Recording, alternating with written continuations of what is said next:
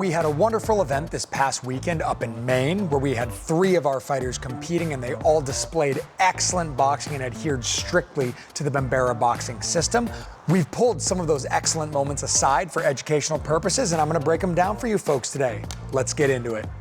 All right, we are beginning with my middleweight JD's debut. It's his first fight ever, no smokers or anything. He's fighting a tough kid from Canada with 3 fights, and he did excellently in this. He started off a little rocky. The kid came out aggressive, kind of trying to mug him a little bit, certainly bullying tactics and behavior, but JD found his base and started working really aggressively that Bambara boxing system, selecting his punches well, moving laterally, layering in his defense, and he eventually got a doctor's stoppage in short order into the first round. Let's see how it all goes.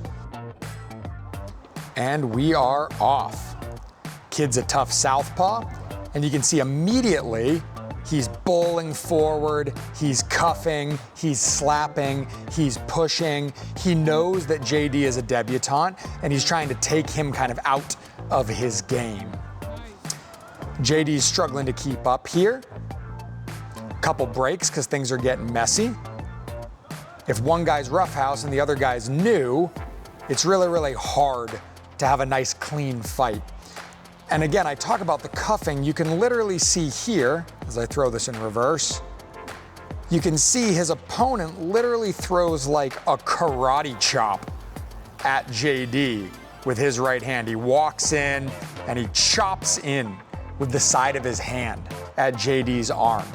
I struggle to call these veteran tactics because the kid's only had a couple fights, so it really just feels like roughhousing tactics to me. Right about here, JD clicks in. You can see he gets his base under him, and he starts moving laterally. His first big shot of the night, if we throw this in reverse again, is this nice cross here. So let's see that again. Once again, JD settles into base, starts moving laterally, bang, big right hand right there. And again, you can see these interesting tactics from his opponent, where his opponent walks in, he takes both hands out to the side, and he slaps in with the unpadded part of his glove. One of those hits JD on the side of the head, and the other one catches his elbow. Strange tactics. I think he was trying to break my boy's confidence and outposition him. But JD's working. While this other guy's being rough, JD's working. You can see he's bringing his guard with him. He's settled low into his base. He's pairing those hooks and uppercuts high and low. And all of a sudden he starts finding shots. Nice proactive defense, hits him with a nice cross, hits him with another nice cross. Pairs that 2 with a 3 as he walks off to his closed side. We talk a lot about pairing lanes and angles. If we throw this in reverse, you can see this really obviously here. You can see JD throws the 3, steps off to his right side to throw the right hand. When his opponent turns to meet him, JD bounces off of that right foot and pairs that beautiful open side lane with a closed side angle and does exactly what you're supposed to do when you take an angle. He attacks center line. Continuing the fight, all of a sudden we got blood. You can see JD's got blood on his left shoulder. The kid's nose has popped and his eye is beginning to swell. He doesn't know this, but I spar with JD all the time. JD hits very hard. I'm sure you can see in a lot of this footage how good his connection between the ground, his hips, and his hands are.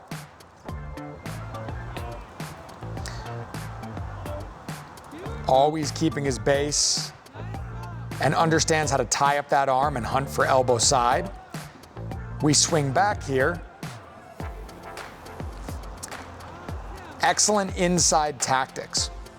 His opponent barrels in. JD catches the arm, adopts that inside position. Again, these funny little chops from his opponent. JD slides his head around that left shoulder, spins him, establishes a really nice frame with his left arm, maintains the overhook as he turns him, and he's all set to punch from this position, and he's reestablished center of the ring. The fight continues. JD proactively defending, punching in combination, a really nice right hand there, high and low. And another one. And another one. And another one. And the ref steps in. That fight ends shortly after this as the doctor looks at JD's opponent's face. He's got a broken nose, and you can see his left eye is beginning to swell up from all those right hands. This isn't always the right advice if you're a more experienced fighter, but some of the best advice I ever got when I was younger was your hands should only leave your face when you are attacking. There's no reason for you to be reaching out there with your hands. I think it's dangerous to be chopping with those hands, and I think it's also an illegal tactic. You shouldn't be hitting with parts of the glove that are unpadded. And you can see for all those moments that his opponent's hands are away from their guard protecting them, JD's working. And that work turned over quickly when you're somebody who hits hard like JD does, and all of a sudden, JD is an undefeated fighter with a 100% finish rate. I know that's a silly thing to say after one fight, but it's a good thing to bolster a young fighter's confidence. He did wonderfully. Our next fight has Hassan in there. Hassan is also matched with a game-tough opponent, a little bit bigger than him, very, very physical. Hassan isn't the powerhouse athletically that JD is, but he's quick and he punches in combination well, and he's a smart fighter. So Hassan's gonna live and die in these moments by getting in and getting out. He dresses up his entries, he creates ambiguity, all right? The same way we just studied JD about those three wonderful things that you should do to succeed in the middle distance, which is layering in your defense, moving laterally, and punching in combination. Hassan's gonna succeed with those three things on the outside, which is making sure you have ground at your back, creating ambiguity about when you're going to attack, and always having an exit strategy. Let's check it out. Hassan's in blue. He comes high and low. He circles around, and he recognizes when he gets elbow side, and he recognizes when it's appropriate to press his advantage, and ends up with a good macro position at the end of that exchange. Let's go back to the start of this and see how it plays out. We can see Hassan goes low. His opponent pressures in. When Hassan hits the ropes, he recognizes that he needs to move laterally. He puts himself, again, we talk about lanes and angles, he puts himself on his opponent's right side so that his opponent will throw the three. He drops under the three to create space to escape from that shot. When he gets under that three, he knows he's elbow side, and his right hand has no defensive responsibilities, so he can confidently attack with it. He knows to press his advantage after that attack, and you can see he leverages that same feint that he set earlier with that jab to the body into this attack. He dips down low, his opponent gets low, brings his elbows down, and that creates opportunities for Hassan to punch high. His opponent surges again. Hassan moves back, but he's smart enough to tie up. He catches the opponent's arm. He gets his head to a safe position on the elbow, and when there's the break from the ref, he circles to the center of the ring. Excellent work. As far as amateur boxing goes, this is the sequence that you want to learn to rinse and repeat over and over again to succeed. In our next moment here, Hassan with a beautiful slip through the cross lane, a nice counter, good catch and pitch work, and once again, he puts himself in the cross lane so that his opponent throws the cross and gives him an exit. Once again, he recognizes these elbow side positions that keep him safe. So if we cut back, hits the body, comes up with the three when he's elbow side, catches and pitches the three and the right hand, and then exits because he knows that three from his opponent is coming because he's on his opponent's right side. Nice level feint to set up that right hand. Let's see that again. Hassan really did something that I like to do, which is he really weaponized the expectation of that jab to the body. Right here, you can see he goes high, he feints low. As his opponent's hands come down low, he peels out that right hand high and catches that exposed head. Beautiful work. His opponent flurries in. He anticipates the three coming after that cross, gets under, gets elbow side. And again, he spins early to give himself room. In our next exchange here, Hassan's opponent is pressuring him toward the ropes.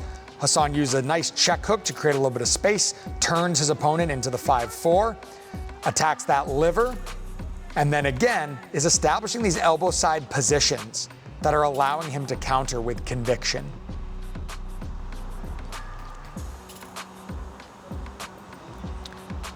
Once again, really wielding that level feint into attacks high. You can see this twice in quick succession here, where Hassan dips down low, comes up with the 2-3. He does it again shortly afterwards, dips down low, and then bounces up high with the 3. And then he throws the 3 cold for good measure to finish out that round strong.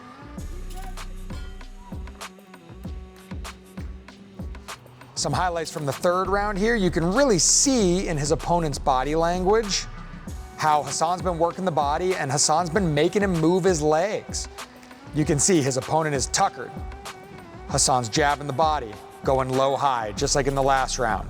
Going low-high, punching in combination, and right there's a beautiful example of Hassan getting his head offline as he throws that right hand.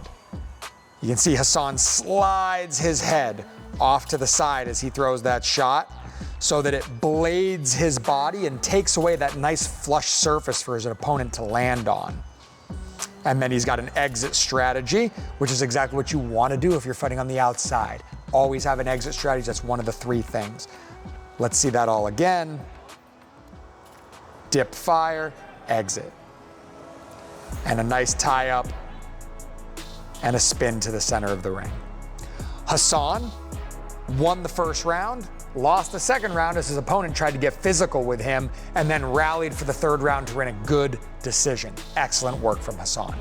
Moving on to a stablemate that you guys have seen a lot. One of my coaches, one of my most experienced fighters, is Tristan Harvey. He got a rematch with a very talented long southpaw named Roger. Very good fighter with a very good jab, and we planned for that. And Tristan in the first round, while he didn't get the decision, his first round was beautiful. He executed just like Hassan, even as the shorter person, over and over again on creating ambiguity about when he's entering into an exchange, getting in, getting shots off, and having an exit strategy over and over again. And we're gonna check that out.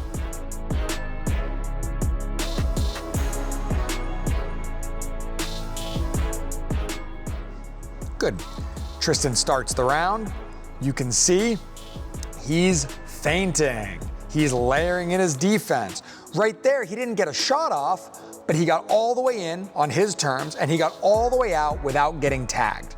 That's a win if you're a short person. Tristan must be giving up 6 inches of reach here in this fight, and he does a spectacular job of leading, right? It's important to remember that you can lead without punching. When I say lead, that doesn't mean you got to storm in with a bunch of punches and leave yourself vulnerable. It means that you're feinting. You're getting that person to pull the trigger on your terms. You're in charge of when they are throwing specific techniques. And in this particular case, Tristan's trying to bait that jab. And he uses that jab like a bridge to get to his opponent, to work the body, to work the head, and then get out of there before he gets framed on.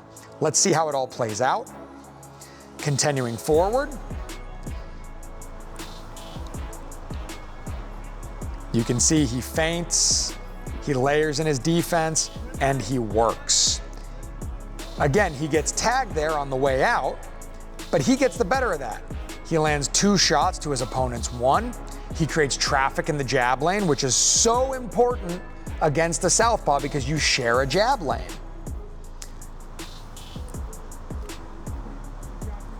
He picks his moments to work his way in. He establishes control of his opponent's lead arm, and he's keeping his base as he works. You can see he also finds this specialty punch that him and I talk about a lot.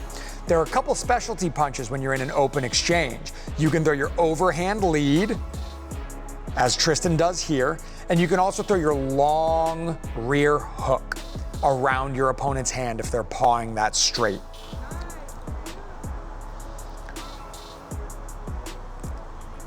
Good, you can see Tristan stabbing in and out, light on that front foot.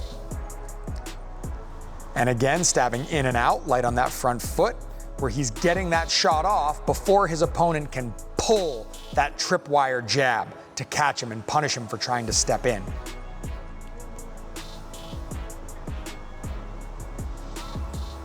And you can see the patience here. Tristan recognizes as a short fighter, it's risky to just chase, to be impatient, to just throw yourself at a taller fighter. They're gonna play the matador, they're gonna step back and they're gonna let you run into shots all night long. Look at Roberto Duran, especially later in his career, when he's older, he's slower, and he's fighting up several weight classes. If you are the shorter fighter, it is even more paramount and important that you are picking your moments carefully to engage. You don't want to be reckless, you want to pick your moments and you want to be choosy so that you can preserve your base and you can make sure that your opponent's down a hand or out of position before you throw yourself into an exchange. Level feints. Trying to catch and pitch, but his opponent's just a little bit far away. Beautiful job layering in that guard. It's always a tough thing when you're working in an open exchange because shots come from slightly different positions. Good, very good exchange here. Let's throw that in slow motion and check out how Tristan made it happen. So we can see frame by frame, Tristan dips right under that jab, throws his right hand up high, excellent work, immediately gets control of that lead arm, excellent job, gets under the anticipated hook, tries to maintain his base, works the body. And these aren't the cleanest shots, but again, working at fight pace is tough. He spins his opponents on his term, and he works the body on that open side, which is what you're supposed to do when you tie up in an open exchange. He's working like a hockey fight off of that underhook, and you can see he's the one leading and spinning and trying to outmaneuver his opponent here. And a beautiful exit where he gets under that hook, steps away, catches that last shot on his shoulder, and he's exited the exchange. Circles around, and again, trying to be choosy with his moments to engage. It's not all action, he's picking his moments. Good little mix up there. Again, we talk about setting and breaking the patterns. Tristan's open to the body several times in a row here. So on this opener, he just comes in, steps in with that right hand to the head, and it leans nice and clean. And he weaves his way through, and he doesn't chase as he does so. Anticipates the 3, coming after the 2, good proactive defense. Good guard, good catch, slip, catch. And he immediately turns towards center of the ring. And again, continues that appropriate inside work in an open exchange where he ties up the arm and works. He gets tagged there because he loses base. And he immediately reestablishes his base so that he can succeed. Gets elbow side, maintains posture, and he's a good sport. He's not gonna hit anybody in the back of the head. More feints. And you can see how carefully here, throwing this in reverse, Tristan is thinking about his footwork and his position when he gets in. These guys both slide in, they both miss their punches. You can see Tristan's tall southpaw opponent has lead foot dominance. Tristan establishes a barrier with his right hand, and then as soon as he feels safe, he walks that left foot outside so that he's not the one getting walked over his heels.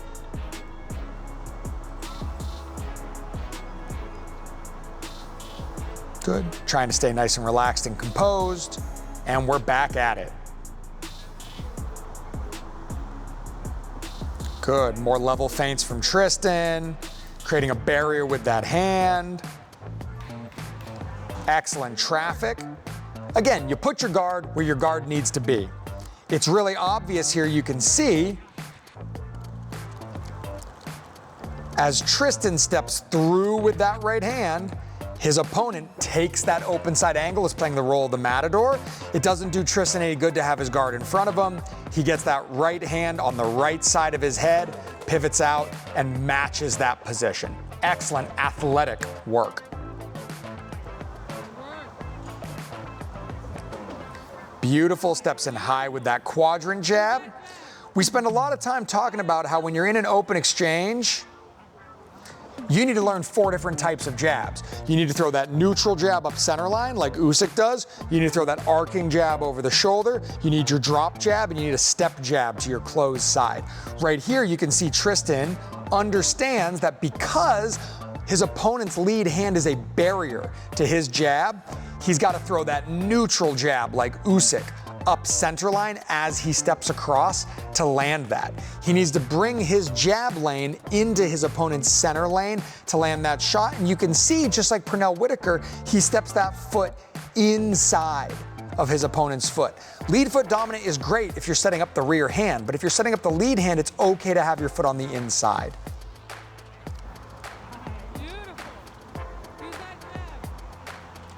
Beautiful slipping and sliding here.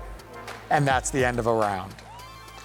Tristan doesn't end up getting the win in that fight. Roger makes really, really good adjustments, but Tristan had a beautiful first round that demonstrates how you can succeed even as the short guy at the amateur level. If he'd given me 2 more rounds like that, this would have been his W. In the meantime, we're gonna keep working on our conditioning and stretching out that focus for a 3-round fight. I hope you guys learned something today. You guys saw 2 debutantes here, and you saw an old veteran, Tristan, getting in the ring, but you can see them all applying the Bambara boxing system, wielding, even though they're all very different fighters, the principles and the tactics that allow them to succeed in the middle distance for JD and on the outside for Hassan and Tristan. I hope you folks learned something fun today, and you're looking forward to our outside fighting drilling video coming next week, and I hope that you guys can succeed with this new knowledge when you fight.